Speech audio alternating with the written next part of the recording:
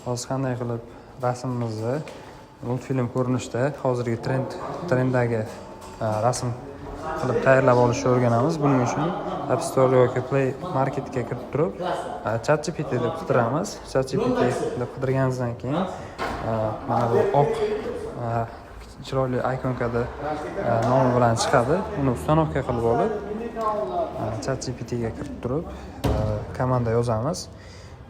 Birinchi bo'lib plyusni bosib, o'zimizga kerak rasmni tanlab olishimiz kerak. Kerak rasmni tanlab olganimizdan keyin qo'shib yozamiz komandani.